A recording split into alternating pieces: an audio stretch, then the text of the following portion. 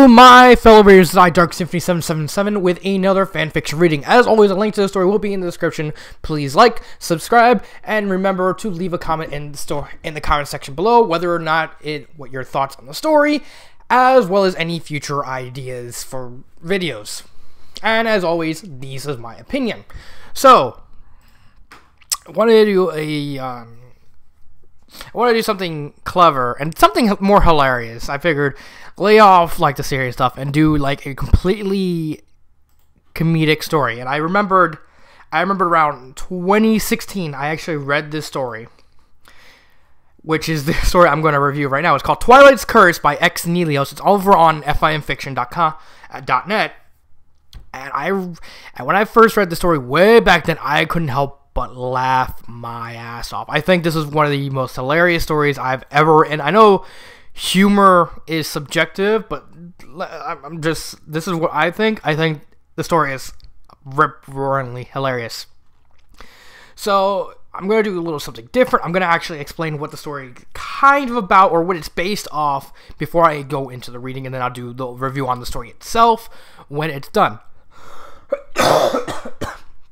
So, this story is based off the Season 1, Episode 7A, I don't know why it says that on the wiki, of Courage the Cowardly Dog, appropriately named King Ramses' Curse. Everyone who has ever seen Courage the Cowardly Dog knows this episode. It's like, if it wasn't for the Freaky Fred episode, the episode where Muriel gets possessed by the mattress, and I think the mask,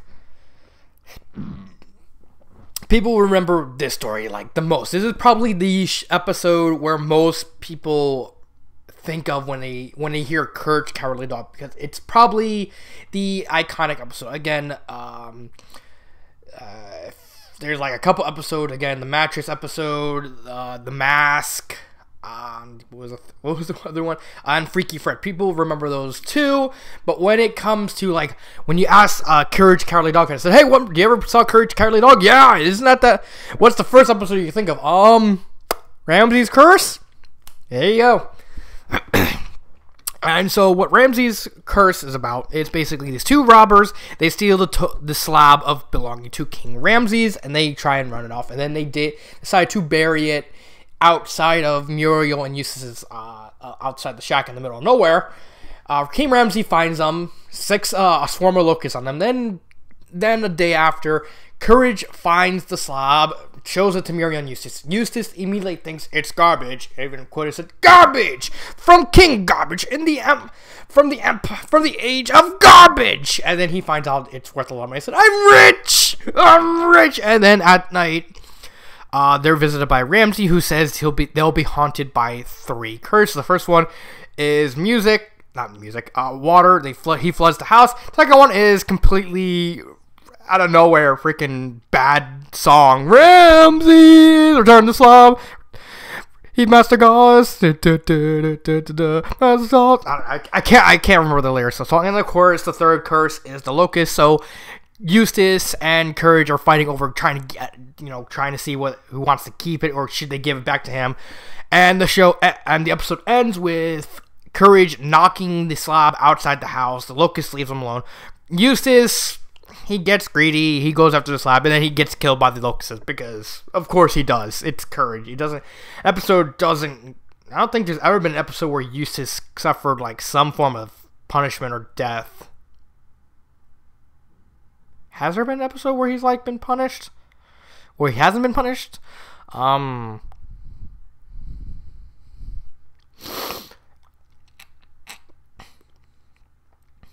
can't really remember. Honestly, can't remember. And this story is basically just a My Little Pony version of the episode. So it's a comedy story. It stars Twilight and Spike. Don't call it a crossover, because you can't really call it a crossover. It's just literally borrowing just the plot, and it has to have some kind of elements from what it's crossing over. And now that I got that out of the way, let's get started on the actual story. A quiet afternoon lay ahead for Twilight, and she couldn't be happier about it. She loved her friends very dearly, and spending time with them was one of her favorite things to do, but sometimes all the young student wanted to do was sit at her desk with a hot cup of tea and study her books. At least with her books, there was less chance of ending up on some crazy adventures like fighting manticores, helping Princess Luna be liked by everybody on Nightmare Night. Screw you, Pinkie Pie, for that. Sorry, I'm still recovering from being sick. So if I'm like burping or like having trouble speaking, that's it. Running from hydras or dragons, or dealing with the strangest phenomena like the Pinkie sense, because Pinkie. The reminder of Pinkie's special sense caused the unicorn's eye to momentarily twitch before she let the thought die down as quickly as it revives. Don't question Pinkie. That was all behind her, with lessons learned and friends safe and sound, she was glad to finally relax in her tree home. Brewing her own kettle of tea, courtesy of Zecora, she set out a single decorative teacup for her own special use. Setting the tray of snacks and tea down at her desk, you breathed a content sky for her perfectly quiet afternoon. Spike was upstairs quietly doing his chores. The town outside was peaceful, with only a small murmur of talking ponies and playing fillies and colts. And a perfect bright day for her to sit in while she read was present. Wait. In a perfect bright day for her to sit in front of while she read was present. A perfect bright day for her to sit in front of while she read was present. I'm not sure if that makes sense or not. Sorry, I'm also kind of tired, so I'm probably not going to be having trouble with some things. That's what happens when your stepfather decides to complain half the night, and the kid your mom's babysitting is crying half the night too. You're gonna get tired. So where was I? Okay, I was at this. I was here. All right.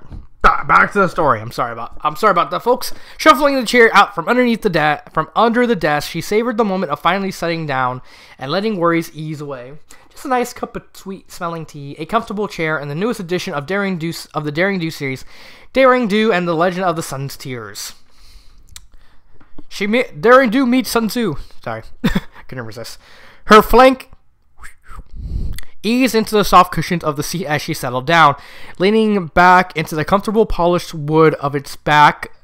Twilight took a moment to close her eyes and enjoy the peace of this moment. Oh, I just noticed the name of the chapter is called Spike the Cowardly Dragon. So does that make Twilight Eustace or Muriel? Questions for you to find out when you read it.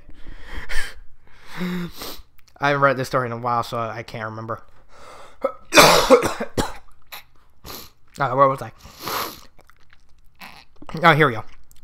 It was promptly interrupted with heavy banging on her front door. Twilight nearly jumped out of her seat from the sudden intrusion into her meditation. She cried, and turned toward the offending sound. The pony on the other end of the door did not relent and kept hammering away at the door. Spike! Can you get the door? She called out to her number one assistant. But after a few seconds, heard no response from him. Oh, excuse me. Sorry about that, folks. The banging refused to relent. Removing any hope Twilight had that the visitor on the other end would go away. Breathing an exasperate sigh. That ain't even how you spell that word. Exasperate. Okay. I honestly thought he misspelled exasperate, but I was wrong about that. Okay. Breathe an exasperate sigh. Although I don't think that's the right word for breathing an exasperate sigh. Maybe I would suggest adding a D at that. So I'm going to count that as one error. One error. She reluctantly shoved the chair away from the desk again and stood back up. Walking over to the door, she tried to put herself in the best mood that she could muster. Reaching out, she opened the door and was surprised to see a face she hadn't seen since she was a filly in Canterlot. Standing at her door was a beat-up-looking violet-colored unicorn with a sleek black mane. He was breathing heavy, his hazel eyes darting back and forth as if expecting something to jump out at him. His clothes, an expressing-looking pristine navy blue vest, was ripped near to shred, and his cabbie hat was missing its bill.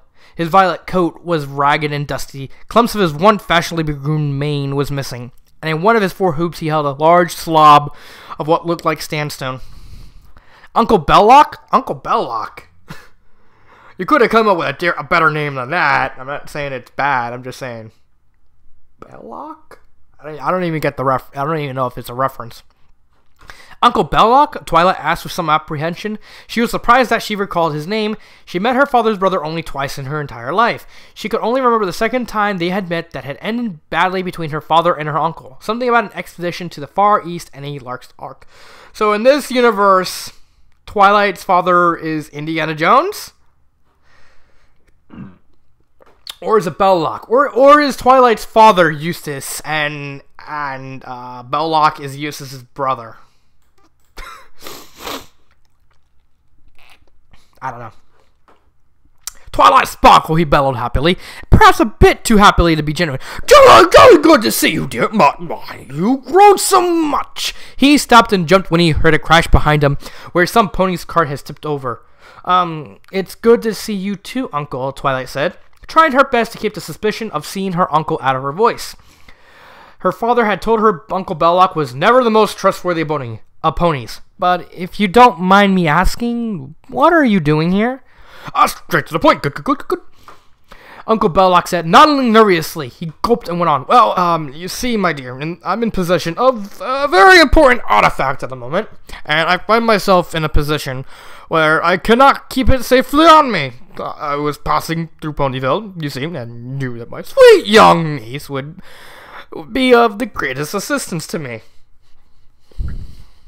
Before Twilight could say she didn't actually know him that well, she found herself staring at the sandstone slob that her uncle had shunted before her eyes. The slob in question looked like it had been chopped off a larger wall, as some of the lines of small foreign hieroglyphics that lined the rock's top and bottom were abruptly cut off where the slab ended. 4 large pictures dominated the slab's center. One was the largest was what looked like a poorly carved pony. The pony, its face wrinkled and sunken in, had its eyes closed and its forehead crossed before its chest. Its body was covered in thick lines of bandages that covered every inch of its body except for the top of its head, where the bandages had been ripped and worn away. To the right of this mummy pony was a vertical row of smaller pictures. The top picture were wavy lines that Twilight couldn't make sense of. Second picture was an old-style phonograph, and the final picture looked like an evil smiling parasprite. Let me present to you, Twilight, the tablet of King Ramses the Late, the last ruler of the Turcoat Empire of the Far East.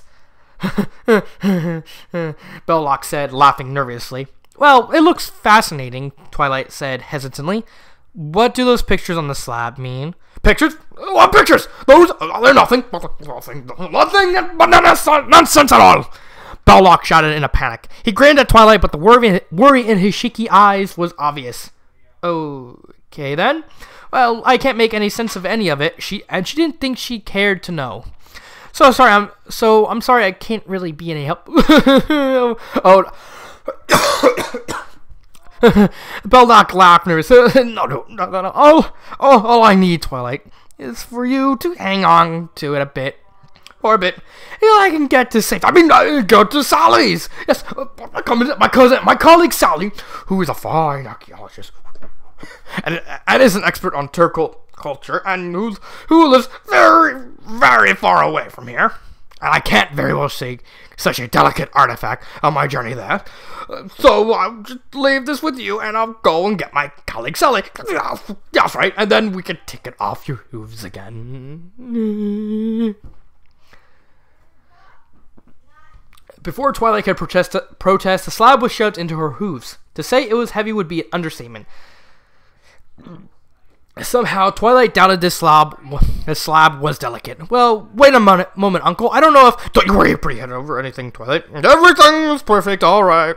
Perfectly all right. Oh, such thing as Pharaoh called Ramses' curse. You didn't mention any curse, did you? Well, that's good. There's no such thing as curses. No worry as well. Well, that's all now. I'll be running away. I'll just be going now. But Uncle, Twilight began, trying her best to hold to hold up the heavy stone slab. She was too late, though, as she could only watch as the violet unicorn waved goodbye to her as he trotted away. "Goodbye, Twilight! We really must catch up sometime. Give my regards to Spike!" Once he thought he was out of sight, Twilight watched him fall into a mad gallop out of Ponyville, leaving the lavender unicorn thoroughly dumbfounded. Hey, did you eat the bread? No. Wait, what bread? That was on the counter. Much earlier. Sorry about that. I got distracted for a second. Where was I? Oh, here we go. Still frowning, and she awkwardly closed the door and carried the slab into the library. Sure enough, it was only now that Spike, aka Courage, because, you know, of course he is, came down to see who it was. "Hey, Twilight, who was at the door? And why are you carrying that slab?" Twilight placed the slab on the ground carefully, its weight only lightly shaking the tree's foundation and roots. That was Uncle Belloc, believe it or not. He was acting really strange and asked me to keep this slab safe for him for a bit. Spike walked over to the slab and looked at it. Even flat on the ground, the stone slab reached up to his knees. He barely needed to bend over to trace the carvings of the slab with his claw. "So what is this thing? Looks old." Apparently, this is the tablet of Akal Teke Remis. I'm pretty sure I'm pronouncing that right. I could be butchering for all I know. I don't know anything about Egyptian language, stuff like that. My memory in ancient Eastern pony history is a bit rusty, but if I remember correctly, he was the last pharaoh of the Turco Empire that lasted for nearly 400 years. Some pony historians believe Ramses was the reason why it collapsed. "Why is that?" the baby dragon asked. Well, the story went that Ramses was arrogant and insulted a powerful zebra enchantress. Evil enchantress. The enchantress cursed Ramses and his rule with 3 destructive plagues that left Ramses alone and hated. I'm not so sure how truthful the story is, though. After it all goes on to say that after Ramses died, the curse lingered on in all of his belongings, and that any pony that dared keep one of Ramses' artifacts would suffer the same plagues that ended his dynasty. Did you say? Please, Spike, not that again. We already went over this when we met Zecora. There's no such thing as curses. It's just artificial magic and superstition, Twilight said, still slightly exasperated and saying something that she seemed to always have to repeat to Spike and sometimes Pinkie Pie, because Pinkie Pie. Well, still, Twilight, what are you gonna do with it? I mean, is your uncle, well, isn't he a crook? I was gonna say shady, but yeah, a crook.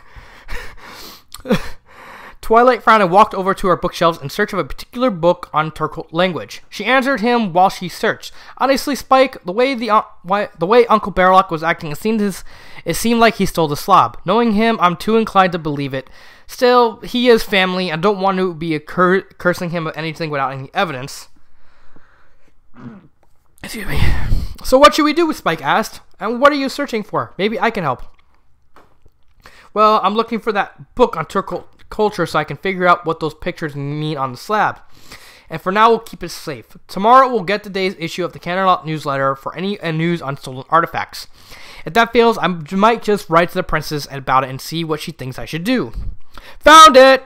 Spike said, holding up an old book. On its cover was an eagle's eye that seemed to symbolize the sun. Below the eye, rows of robe-clad ponies were bowing before it in reverence.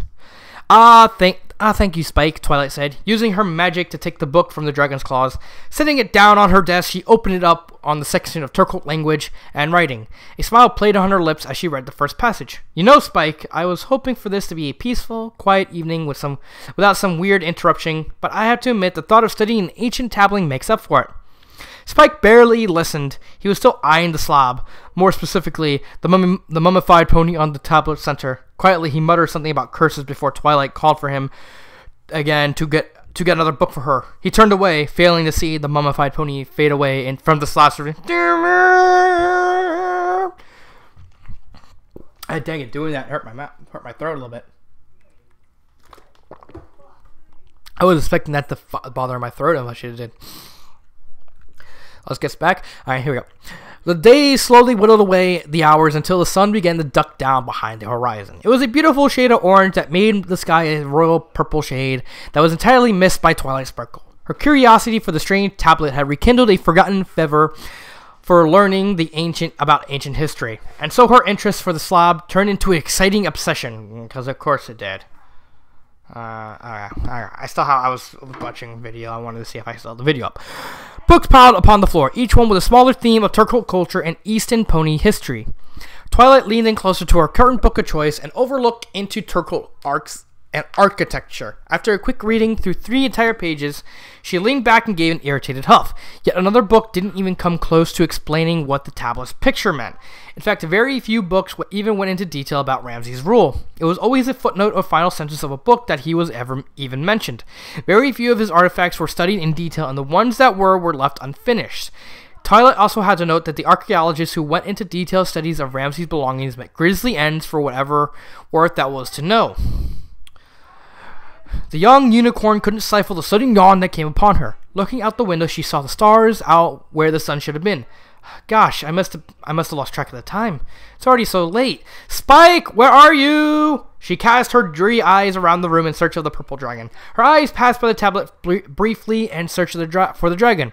What she saw caused her to look again in shock. From nearby, a pile of books collapsed as a yawning dragon awoke from his slumber.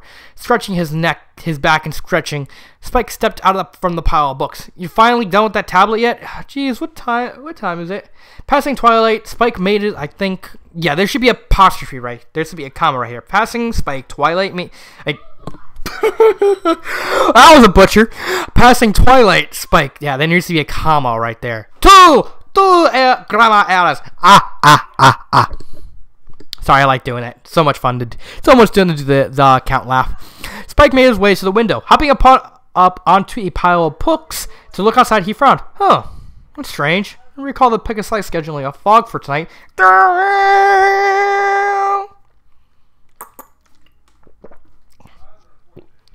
With her eyes rubbed and clear of the grogginess, Twilight glared down upon the slab with a scrutinizing look. Spike, what did you do to my tablet? To the tablet. Oops, my bad. The dragon didn't turn away from the window, but waited dismissing, handed her. I haven't touched that thing at all. I'm not about to get any curse that thing might have. First, there's no such thing as curses. Second, you clearly must have done something. The picture of King Ramses is gone from the tablet. Uh-oh. Pictures don't disappear suddenly and without reason. Unless it's cursed. Spike chimed in matter-of-factly. Turning around, he gave Twilight a smug smile before going back to look outside the window. Wow, that fog is getting really thick now, he said to the distracted unicorn. Beyond the thick fog, he swore he could see some figure approaching. It was hard to tell. It was only a silhouette, but it was quickly becoming clear even though it wasn't moving at all. No, not cursed, Twilight retorted. What if the tablet is actually a magical calendar? Maybe certain pictures disappear depending on the time of day or the type of season. That's actually not a bad... That's actually pretty clever of an idea, huh? Like a calendar version of a sundial, like when the sun's certain positions, based on how based on how the sun's tilted, certain days disappear. That would actually be pretty cool to see. Now that I read it again, yeah, that's actually a pretty good idea. Twilight. That opens up so many possibilities, like why I pick these types of pictures to describe each season. Twi, can you come see this? Still, that doesn't explain why or where the pictures of King Ramses meant. Twilight, I know where the picture of King Ramses went. Twilight gave an irritated sigh to the baby dragon as she tried over to the window. What are you talking about, Spike? For the last time, the slab isn't... She looked out the window and finished her sentence with a lot less enthusiasm. Curse... From the fog appeared a figure wrapped in tarnish and moldy gauze. It was a pony, but its appearance was utterly wrong. Its features seemed too defined, too contrasting to its surroundings. From beneath the gauze on its extremely gaunt face, 2 eyes looked at them like death itself. The pure whites of its eyes were stained yellow, almost to match the bright yellow irises that it had. 3 strands of orange mane flew freely in a phantom breeze that caught its mane, ragged tail, and strands of hanging gauze in its strong current. It was the exact image of the pharaoh from the tablet. So basically, he kind of did the same thing for Twilight that happened to Courage. Like, it looked like, how My Little Pony has like the 2D animation, and like picture a 2D 2D picture of Spike and Twilight looking outside, and they see a 3D King Ramses pony. That'd be kind of creepy because it reminds me of flashback from the actual cartoon of Courage, which is a nice touch. Thumbs up for that. Twilight and Spike stared out the window, mouths agape at what they saw. The ghostly figure spoke to them, its voice loud and clear for them to hear. The two were painfully aware of its jaw moving and its lipless, toothy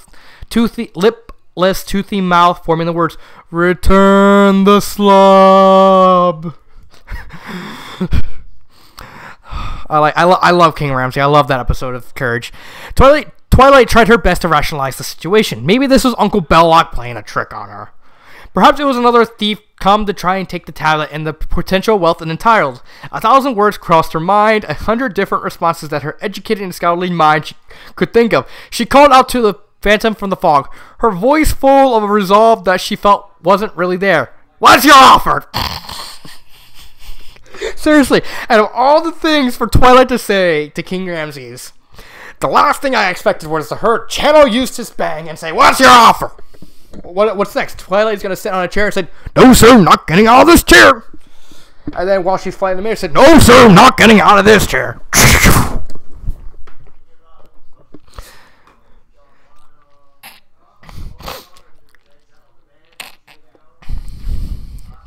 Spike turned to look at Twilight, his face clearly asking her, "What in the world kind of response was that?"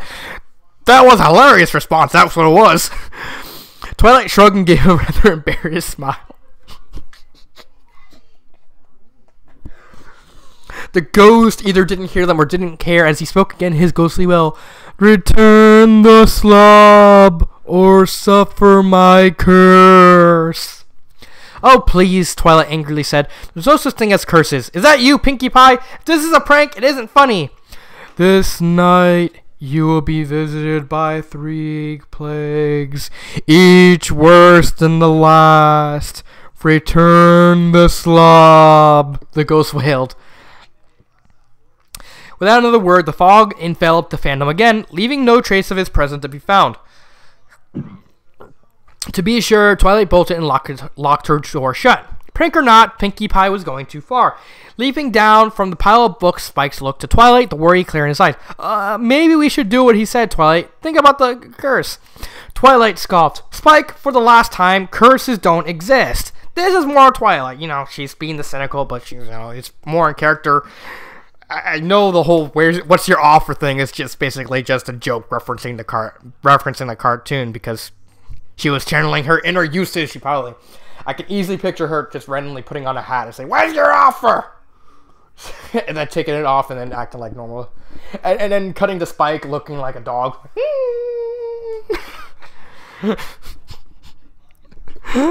I'm reading too into this. I'm sorry.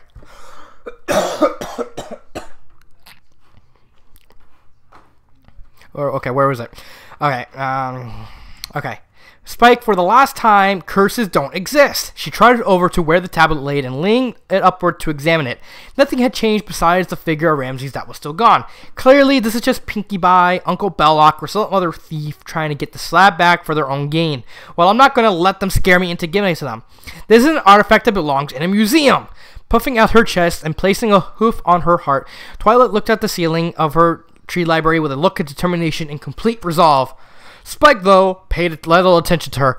His worries only grew as he watched the first picture, the one of waves, disappear. Hurts my throat every time I do that. But I have to. It's for the sake of hilarity. Twilight? Spike tried to get her attention, took it at her for a hoof with his claws as he refused to turn away from the slab for fear it would do anything else. Yes, challenge your inner courage, Spike. What is it, Spike? Can't you see I'm trying to have a moment here?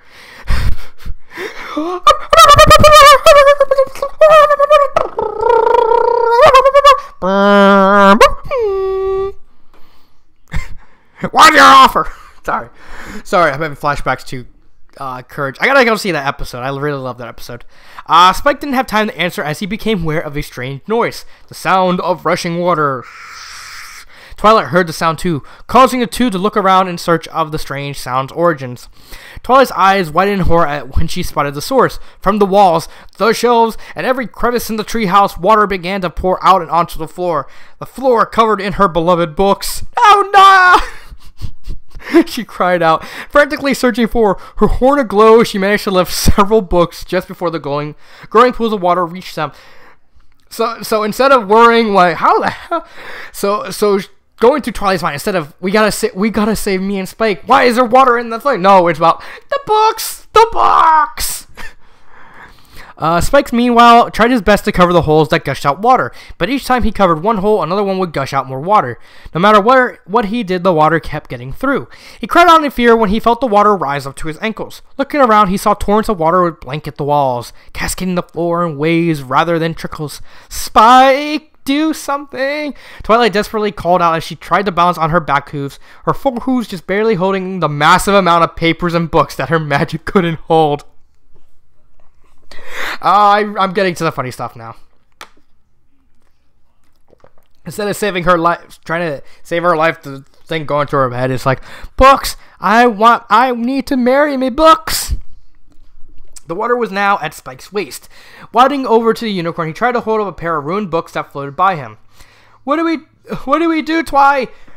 Spike shouted over the roar of water. The young dragon had to tilt his chin up and keep his head above water, standing on the tips of his claws to keep his small form out of the water as best he could. Twilight frantically looked around for any signs of stopping the water. Then solution suddenly struck her suddenly, and she couldn't suppress a smile that came with it.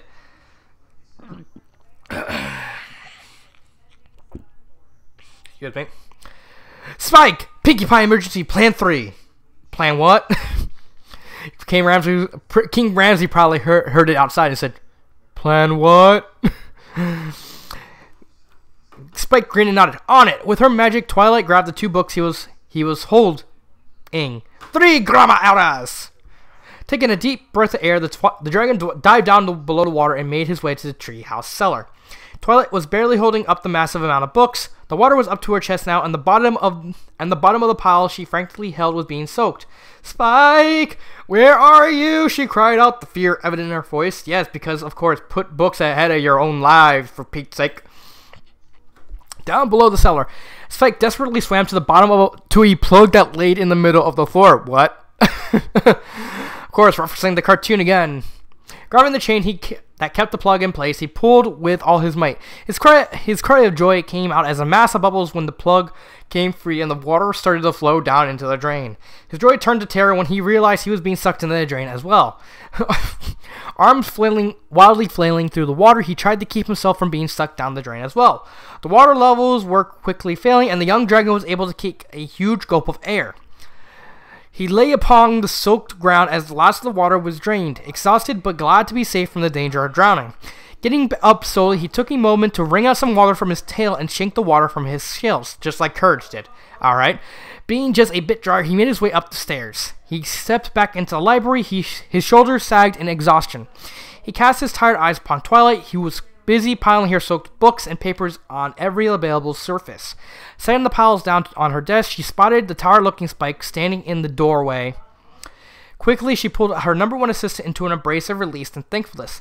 Spike laughed weakly. Emergency Pinkie Plan Crisis Plan number 3. Never thought it'd come in handy.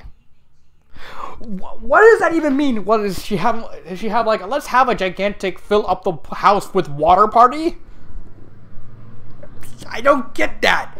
I don't get what the hell. What would Pinkie do to cause them to, put a freaking plug at the bottom of the cellar? I don't get that. Granted, at least they gave a reason, unlike the cartoon where, it just randomly showed up out of nowhere for rule of funny. Let's just continue.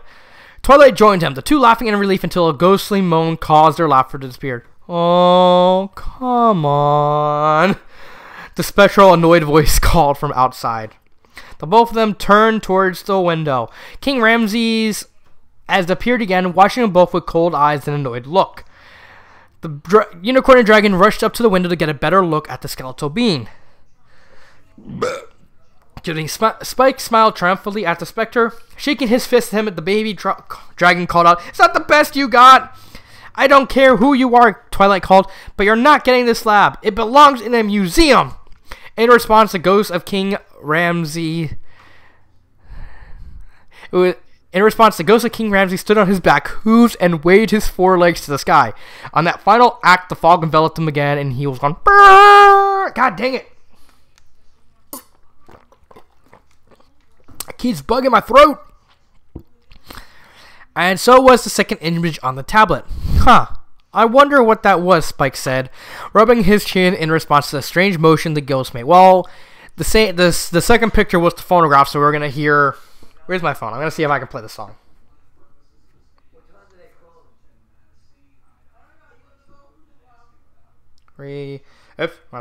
Return the slab song. I wonder, is it going to play this?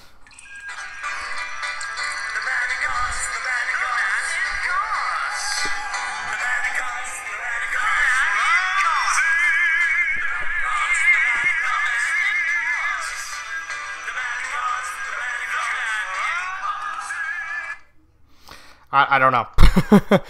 I honestly don't know. I would really want to actually. I want to see. We're gonna actually get the actual song. I can't remember. It's been over 2 years, so I can't exactly remember everything. I wonder what that was. Spike said, rubbing his chin in response to the strange motion the ghost made. Twilight frowned. I don't know, but is it just me, or do you hear music too? Uh-oh. Sure enough, it sounded like a record had started playing a piano chord. A very familiar piano chord that chilled Twilight to the bone. Oh no. It couldn't be, she whispered, backing up from the window. Spike looked into her terror-filled eyes with confusion. Twi, what's wrong? The sudden realization dawned upon the yellow dragon when he heard a familiar, warm voice start to sing. We may be divided, but of all you I beg. Wait, what? This is not the song! It was Pinky's song. Oh god. Oh god, I completely remember. I laughed so much from this part. I actually saw that episode, and like when I remember seeing that episode, and when she asked the sheriff and Chief Thunderhood said, "What do you think of the song?" Said, "We both agree. This is the worst song we ever heard." To war! It was Pinky's songs from Appaloosa. The one, oh, there's a link. I don't want to play it. The one that caused the war. To remember all hoofed at the end of each leg. No! Twilight screamed, trying to drown out the dreaded song, but the music was louder. No matter what the is, you've come from whatever you please. Spike looked at her strangely. Oh, come on, Twilight. You're totally overreacting. Pinky's song wasn't that bad. You were the one playing the piano, if I remember right, Spike. So don't try and say that. All this fighting gets you nothing but hoof and mouth disease. Arguing's not the way. Twilight didn't listen to him. Instead, she was frantically clutching at her ears, trying to block out the music. Just make it stop, Spike. Make it stop, please. Hey, come out and play. It's a shiny new day, so what do ya say? Alright, fine, Spike shouted through the music. He too was clutching his ears as the music was steadily getting louder. You gotta share, you gotta care. Claws clutching his ears, Spike ran around the tree library trying to find the source of the loud music. He honestly liked the song, but the volume of it was mind-numbing and painful. Pinky's voice couldn't be handled at any higher octaves than it already was in the young dragon's opinion. It's the right thing to do. You gotta share, you gotta care, and there'll always be a way through. Spike couldn't understand why Twilight was reacting the way she was. The song wasn't that bad. Again, you were playing the song. Both our diets, I should mention, are completely vegetarian. They'll all eat hay and host to wipe each other's throats. Okay, maybe that one line was pretty awful, but the message was peace. Peace! I'm sorry. We both agree on one thing. That was the worst song we ever heard. Even if it did bring the buffalo and ponies into a war. Pastries. Ah! Opening every cupboard and cabinet in the kitchen, Spike could find no trace of the phonograph responsible for the music. Running out of the kitchen, he made a mad dash to the bedroom, trying his best to ignore the wailing Twilight currently in a fetal position. You gotta share. You gotta care. Spike checked the shelves, tore off the covers of the bed, and searched the closet from top to bottom. He's missing a T from that top. Four grandma errors. Still no sign of the phonograph. He stopped and paced and is pondering. Suddenly he snapped his claws and growled, "Aha! It's the right thing to." Spike stomped down on the phonograph with all his weight. He didn't stop until the contraption was nothing more than a pile of broken wood, and the record was shattered into irreparable pieces. Take that, Pinky. Breathing heavily, he gave the phonograph's crumpled horn a kick before he went down the stairs to find Twilight slowly recovering from the ordeal. What? I'm looking at the room. I can see what I gotta move. 1, 2, 3. I gotta put all that shit's gotta go in the middle. Is he staying here tonight? I don't know. Why are you asking that? Are you staying here tonight?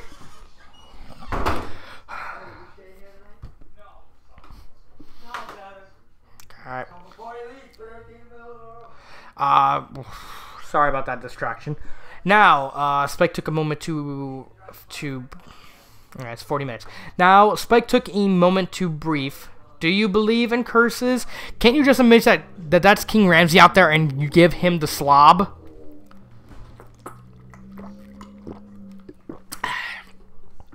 Curses don't exist! Twilight shouted. I don't know how to fully explain how all this is happening, but I might... Well, you couldn't fully explain the pinky sense either, so maybe give up.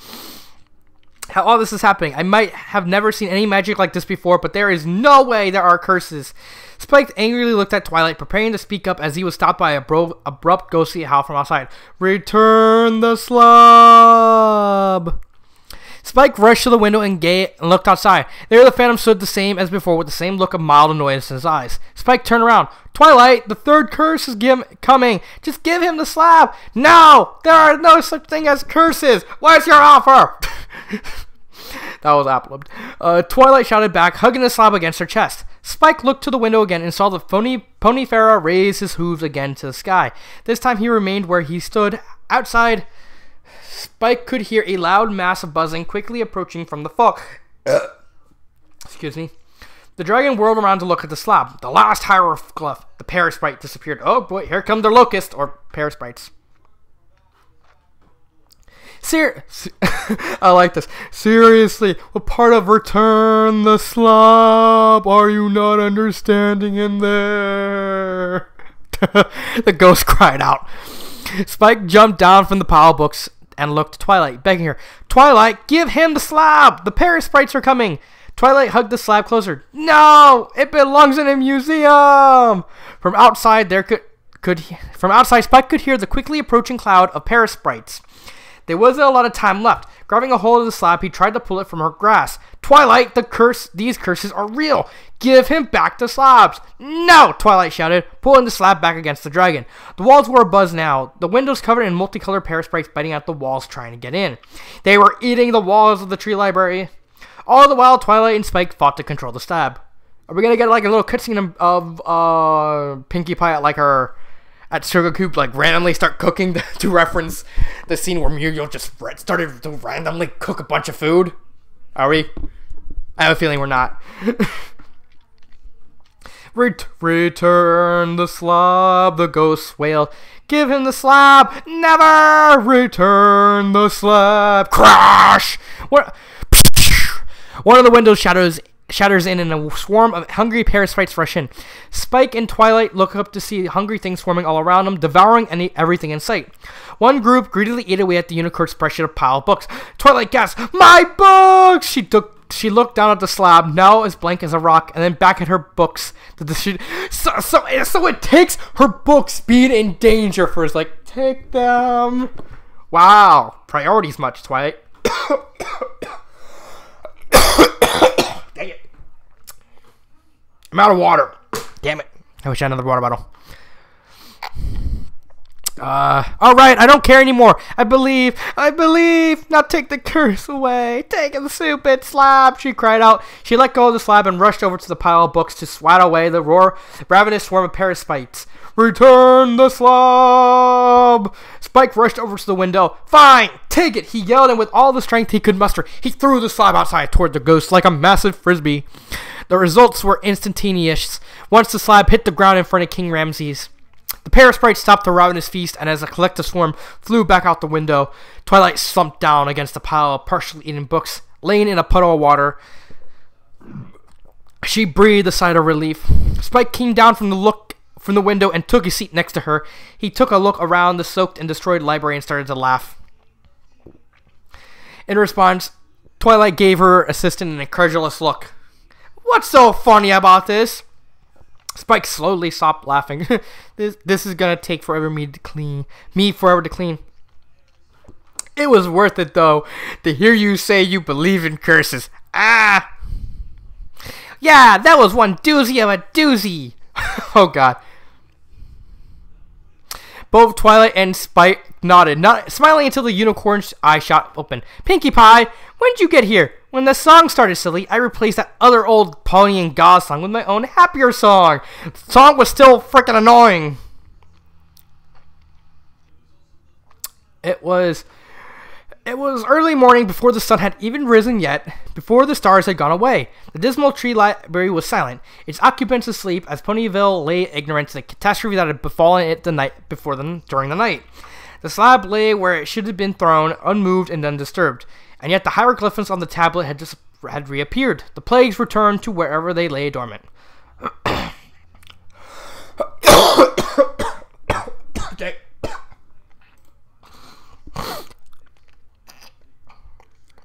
In the early dusk, a lone violet pony trotted up to the slab. Belloc hefted the slab again and looked at it with greedy eyes. There you are, my darling. Thought I'd leave you behind, did you? He looked into the tree library with its partially eaten trunk and branches, huge chunks of wood and leaves missing from them. The violet unicorn smirked. Well, it looks like you gave my niece Twilight some trouble.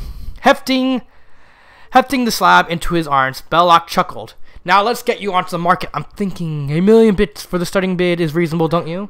Ah, you're just a stupid slab. What do you care? He turned to leave, but stopped when he found the road was quickly disappearing. Why did it get foggy all of a sudden? Belloc turned around sharply and stared into the deathly yellow eyes of a gaunt skeletal pony. The pony locked eyes with his, and Belloc couldn't seem to tear his gaze away. The Pony and Gauze spoke in a ghostly wail. Return the slab, or suffer my curse. Belloc gave the pony a leer. What's your offer? In response, the pony raised his hoof to the air, and the sound of buzzing swarm approached. Belloc looked up to the sky to see the cloud descend upon him. Belloc thought back to the diamond dog that convinced him to take the slab in the first place. He muttered, "Stupid dog." Now, that's the story. So what do I think of the story? I think it's still hilarious. I think after all this time, the story is still hilarious. I think it laughed more in when I read it in my head the first time around. But it's still definitely a good read. If I had to give it on a scale of 1 to 5, 5 out of 5. Just hold it. The only thing I would add would probably be an OC. Would probably just be an OC tag just to represent Ramsey. But that'd be it. I thought it was.